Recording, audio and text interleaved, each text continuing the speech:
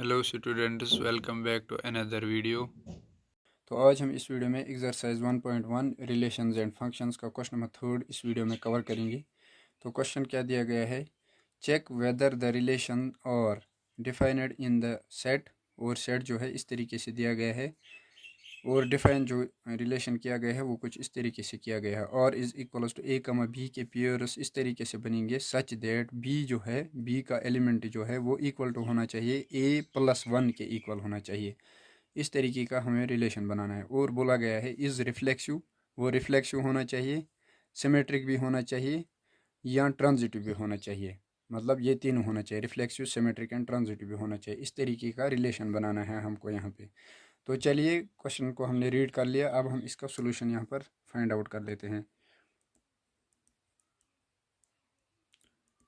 अब हम यहाँ पे देखते हैं, पहले हमारे पास जो रिलेशन सेट दिया गया है, सेट दिया गया है इस तरीके से। लेट इसको सेट ए मान लेते हैं। ए सेट जो है इस तरीके से दिया गया है 1, 2, 3, 4, 5, 6। ये हमारे पास सेट ए दिया गया है। मान लो यहाँ पे हमने सेट ए मान लिया इसको। तो रिलेशन जो है डिफाइन इस तरीके से है। यहाँ पे हम रिलेशन लिख लेते हैं और इज़ इक्वल्स टू ए कमा बी हमारे पास दिया गया है सच दैट, यहाँ पर जो है बी इज़ इक्वल्स टू दिया गया है ए प्लस 1 के इक्वल है। इस तरीके से हमारे पास रिलेशन दिया गया है। और यहाँ पे कहा गया है इज़ रिफ्लेक्सिव, सिमेट्रिक और ट्रांजिटिव। रिफ्लेक्सिव, सिमेट्रिक और ट्रांजिटिव देखना है हमको। ये रिफ्लेक्सिव है, सिमेट्रिक है, ट्रांजिटिव है, ये हमको देखना है कि नहीं, वो हमें चेक करना है। तो चलिए यहाँ पे देखते हैं हमारे पास पहले रिलेशन क्या बनेगा। और इज़ इक्वल्स टू, अगर हम यहाँ पे पहला पेयर बनाएंगे, देखो 1 बनाना है। यहाँ पे हमने मान लो ए की वैल्यू 1 ले ली और यहाँ पे जो कहा गया है बी की वैल्यू जो है वो ए की वैल्यू यहाँ पे डालो और प्लस कर देना है 1। ए की वैल्यू जो है वो है 1 और प्लस कर देना है उसको 1, 1 + 1 हो जाएगा 2, 1, 2 आ जाएगा। इस तरीके से अगर हम मान लो यहाँ पे 2 ले लेते हैं, यहाँ पर ए की वैल्यू हमने 2 ले ली, तो बी की वैल्यू किस तरीके से मिलेगी, बी जो है बी को यहाँ पर ए + 1 कर देना है। ए की वैल्यू को +1 कर दो तो 3 मिलेगा। इसी तरीके से हमको पेयर्स बनाने हैं। मान लो यहाँ पे 3 ले लिया तो यहाँ पे 4 बनेगा, एक ऐड हो जाएगा बी की वैल्यू को। 4 ले लिया तो 5 मिलेगा। इसी तरीके से 5 ले लिया तो 6 मिलेगा बी की वैल्यू। 6 ले लिया तो 7 मिलेगा। इस तरीके से और भी बहुत सारे पेयर्स बनेंगे हमारे पास। तो हमने इतने बना लिए यहाँ पे। अब हम यहाँ पे रिफ्लेक्सिव, सिमेट्रिक एंड ट्रांजिटिव के लिए चेक करेंगे। रिफ्लेक्सिव के लिए क्या होता था हमारे पास, अगर हमारे पास 1, 1, 2, 2, 3, 3 इस तरीके के पेयर्स अगर हमारे रिलेशन में बिलोंग करते हैं, अगर वो बिलोंग करते हैं रिलेशन में, तो हम कहेंगे ये रिफ्लेक्सिव है। लेकिन यहाँ पे अगर हम देखें रिलेशन जो बना हमारे पास उसमें इस तरीके का कोई भी पेयर नहीं दिख रहा है, तो हम यहाँ पे लिखेंगे नॉट बिलोंग्स टू रिलेशन। तो यहाँ पर हम लिखेंगे so it is not reflexive relation, it is not reflexive relation, ये रिफ्लेक्सिव रिलेशन नहीं है। उसके बाद हम सेकंड पार्ट पर आते हैं। यहाँ पर हम देखते हैं सिमेट्रिक के लिए। तो पहला तो यहाँ पे हमने देख लिया, यहाँ पे कहा गया था कि रिफ्लेक्सिव है कि नहीं, यहाँ पे हमें पता चल गया ये रिफ्लेक्सिव नहीं है। अब हम सिमेट्रिक के लिए देखेंगे। सिमेट्रिक के लिए क्या होता था हमारे पास, अगर हमारे पास मान लो यहाँ पे 1, 2 हमने ले लिया, रिलेशन का फर्स्ट पेयर जो है वो है रिलेशन में, बिलोंग्स टू रिलेशन। ये वाला जो पेयर है ये इसमें है रिलेशन में। यहाँ पे अगर हम इसका उल्टा जो है वो भी प्रेजेंट होना चाहिए, 2, 1 सिमेट्रिक के लिए इसी तरीके से होता था हमारे पास। अगर इस तरीके का पेयर प्रेजेंट है उसका उल्टा भी प्रेजेंट होना चाहिए। अब हम यहाँ पे अगर देखें तो 2, 1 जो है वो बिलोंग नहीं करेगा रिलेशन में। क्यों? क्योंकि यहाँ पर अगर हम देखें ए की वैल्यू हमारे पास यहाँ पे 2 है और बी की वैल्यू जो मिलेगी वो ए + 1 करना है हमको। ए की वैल्यू जो है वो 2 है यहाँ पे, बी जो है बी की वैल्यू किस तरीके से मिलेगी, ए को प्लस कर देना है 1। तो बी इज़ इक्वल्स टू ए की वैल्यू यहाँ पे 2 है, +1 ये आ जाएगा, +1 ये आ जाएगा हमारे पास 3। तो ये जो है यहाँ पे 3 होना चाहिए, तो यहाँ पे 1 है, तो यहाँ पर नॉट बिलोंग्स टू ये वाला पेयर रिलेशन में नहीं है। तो हम यहाँ लिखेंगे so it is not symmetric, not symmetric, symmetric relation, ये सिमेट्रिक रिलेशन नहीं है। अब हम तीसरे पार्ट पर आते हैं ट्रांजिटिव के लिए। ट्रांजिटिव के लिए क्या होता था हमारे पास, मान लो फर्स्ट पेयर ले लेते हैं अगर हमारे पास 1,2 होता था, A,B होता था, वहाँ पे A,B, B,C भी होना चाहिए और A,C भी होना चाहिए। इसी तरीके से ये जो है बिलोंग्स टू रिलेशन है 1,2। यहाँ पर 2 से स्टार्ट होने वाला एलिमेंट कोई भी ले लेते हैं, मान लो 2,3 ले लिया। 2,3 जो है वो भी रिलेशन में बिलोंग कर रहा है। हमारे पास होता था ना इस तरीके से ट्रांजिटिव के लिए, अगर हमारे पास A,B रिलेशन में है तो B,C भी रिलेशन में होना चाहिए और A,C जो है A,C ये भी रिलेशन में होना चाहिए, तो तब हम उसको ट्रांजिटिव कहते हैं। इसी तरीके से हमने यहाँ पर 1,2 ले लिया, मान लो B से स्टार्ट हो रहा है एलिमेंट, तो B से ही यहाँ पर स्टार्ट हो गया। 2,3 ले लिया, यहाँ पे 2 से एंड हो गया, 2 से स्टार्ट किया। यहाँ पर 1,3 भी होना चाहिए, जैसे कि A,C भी होना चाहिए। तो हम अगर यहाँ पे देखें 1,3 जो है, यहाँ पर अगर हम देखें इस कंडीशन के हिसाब से B की वैल्यू जो है A+1 बननी चाहिए। A की वैल्यू 1 है, यहाँ पे B इज़ इक्वल टू हमारे पास है A+1। अगर हम यहाँ पे B is equal to A की वैल्यू 1 है, 1+1 हो जाएगा 2, तो यहाँ पर B की वैल्यू 2 होनी चाहिए थी, यहाँ पर 3 है, तो नॉट बिलोंग्स टू रिलेशन, ये रिलेशन में नहीं है। तो हम कहेंगे नॉट ट्रांजिटिव रिलेशन, ये ट्रांजिटिव रिलेशन नहीं है। ट्रांजिटिव रिलेशन, ये ट्रांजिटिव रिलेशन नहीं है।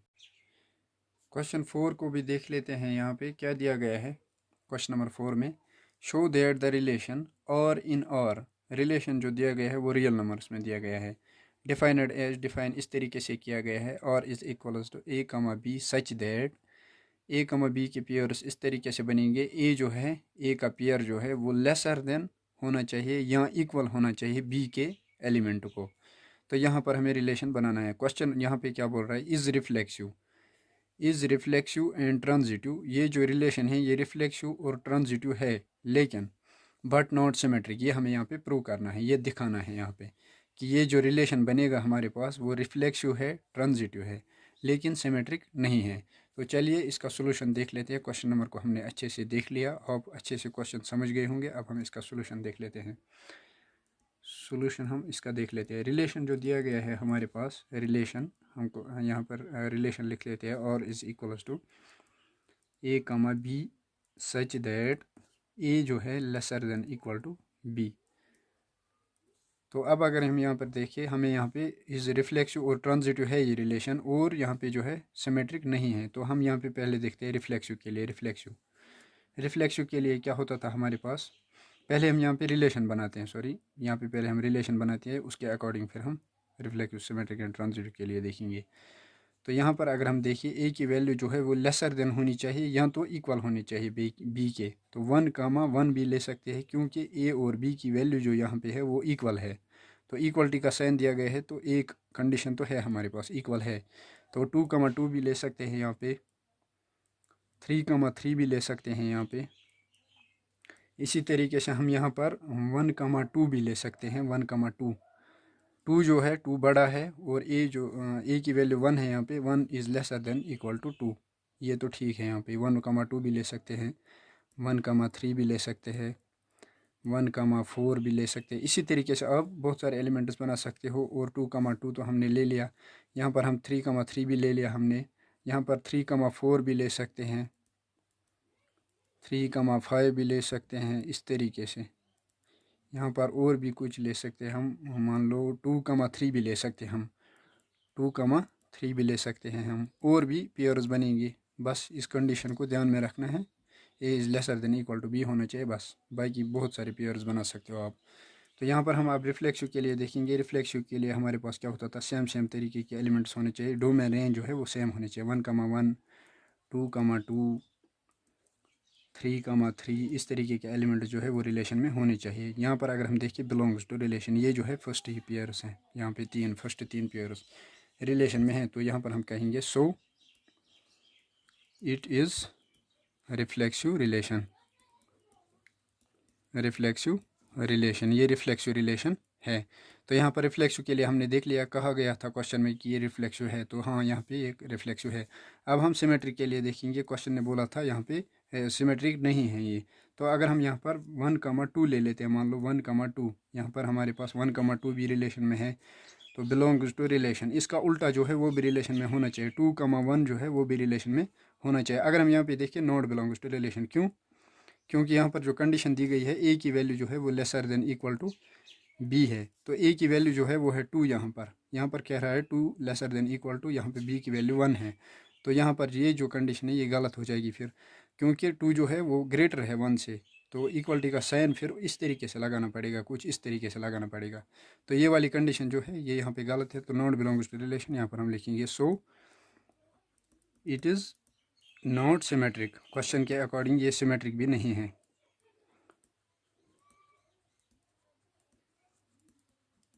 It is not symmetric relation, ये सिमेट्रिक रिलेशन नहीं है।